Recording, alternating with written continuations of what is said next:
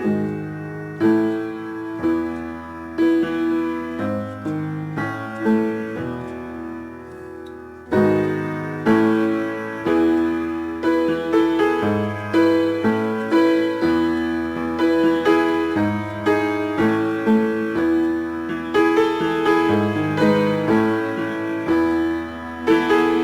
ಆಸ್ಪತ್ರೆ ಮತ್ತು ಉಡುಪಿ ಜಿಲ್ಲಾ ಆಸ್ಪತ್ರೆಯ ರಕ್ತನಿಧಿ ಇವರ ಜನರಿಗೆ ಆಶ್ರಯದಲ್ಲಿ ನಾವು ರಕ್ತದಾನ ಶಿಬಿರವನ್ನು ಏರ್ಪಡಿಸಿದ್ದೇವೆ. ಮೊದಲು ತಿಂಗಳು ನಮ್ಮ ಹತ್ರ ಬ್ಲಡ್ ಸ್ಟೋರೇಜ್ ಯೂನಿಟ್ ಇತ್ತು. ನಿಮ್ಗೆ ಗೊತ್ತಿದ್ದಾಗೆ ತುಂಬ ಚೆನ್ನಾಗಿ ಕೆಲಸ ಮಾಡ್ತೀವಿ.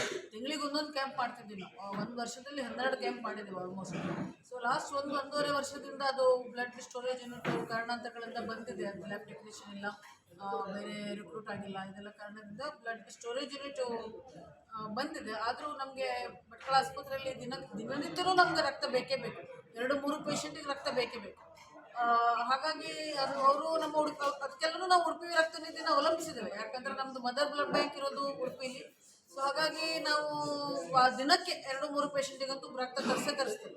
ರಕ್ತ ಅನ್ನೋದು ನಿಮ್ಗೆ ಗೊತ್ತಿದೆ, ಎಲ್ಲೂ ಮ್ಯಾನುಫ್ಯಾಕ್ಚರ್ ಮಾಡ್ಲಿಕ್ಕೆ ಆಗೋದಿಲ್ಲ ಅಥವಾ ದುಡ್ಡು ಕೊಟ್ಟು ತರಲಿಕ್ಕೆ ಆಗೋದಿಲ್ಲ. ಮನುಷ್ಯನಿಗೆ ಕೊಡಬೇಕು, ಬೇರೆ ಪ್ರಾಣಿ ತೆಗೆದು ಕೊಡ್ಲಿಕ್ಕೆ ಆಗೋದಿಲ್ಲ. ಹಾಗಾಗಿ ನನಗೆ ಮನಸ್ಸಿಗೆ ಅವ್ರ ಮೇಡಮ್ ಕೇಳಲಿಲ್ಲ. ಇನ್ಫ್ಯಾಕ್ಟ್ ನನಗೆ ಅನಿಸ್ತು, ನಾವು ಇಷ್ಟೊಂದು ಅವ್ರ ಹತ್ರ ರಕ್ತ ತರ್ತೇವೆ, ನಾವು ಕ್ಯಾಂಪ್ ಮಾಡಿದೆ ಭಾಳ ದಿನ ಆಯ್ತು ಅಂತ ನನಗೆ ಅನಿಸ್ತು. ಮೇಡಮ್ ಇನ್ಫ್ಯಾಕ್ಟ್ ಬೇರೆ ಕಡೆ ಯಾರೋ ಕ್ಯಾಂಪ್ ಮಾಡ್ತೀರಾ ಅಂತ ಕೇಳಿದ್ರು. ನನಗೆ ಫಸ್ಟ್ ನಮ್ಮಲ್ಲಿ ಮಾಡೋಣ, ಎಷ್ಟಾಗುತ್ತೆ ಸ್ಟಾಫಿಗೆ, ಜನರಿಗೆ ಹೇಳಿದ್ದೇವೆ ಅಷ್ಟೇ. ಬಂದರೆ ಆಯಿತು, ಇಲ್ಲಾಂದರೆ ನಾವೇ ತಾಲೂಕು ಆಸ್ಪತ್ರೆ ಎಲ್ಲ PSC ಸ್ಟಾಫ್ಗಳು ಹಾಗೆ ಕೆಲವು ಪೌರ ಕಾರ್ಮಿಕರು ಬಂದಿದ್ದಾರೆ, ಅವರಿಗೆಲ್ಲ ಹಾಕ್ಕೊಂಡು ನಾವು ಎಷ್ಟಾಗುತ್ತೆ ಅಷ್ಟು ಬ್ಲಡ್ ಡೊನೇಷನ್ ಕ್ಯಾಂಪ್ ಅಂತ ಇವತ್ತು ಹಮ್ಮಿಕೊಂಡಿದ್ದೇವೆ.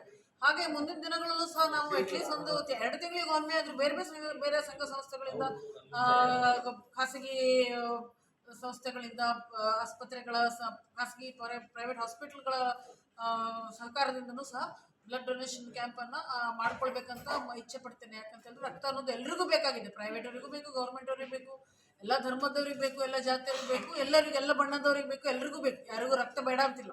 ಸೊ ಹಾಗಾಗಿ ಅದನ್ನು ರಕ್ತ ತಗೊಳ್ಳೋದು ಬೇರೆ ಮನುಷ್ಯರಿಂದನೇ ತಗೊಳ್ಬೇಕು, ಬೇರೆ ದಾರಿ ಇಲ್ಲ. ಸೊ ಹಾಗಾಗಿ ಉಡುಪಿ ಬ್ಲಡ್ ಬ್ಯಾಂಕ್ ಆಫೀಸರ್ ಇದ್ದಾರೆ ನಮ್ಮ ಡಾಕ್ಟರ್ ವೀಣಾ. ಅವ್ರು ಮೊದಲು ಭಾಳ ಸಲ ಇಲ್ಲಿ ಬರ್ತಿದ್ರು, ತಿಂಗಳನ್ನ ಮಾಡ್ತಿದ್ದೆ. ಕೆಲವು ಸಲ ಒಂದು ವರ್ಷದಿಂದ ಬಂದಿಲ್ಲ.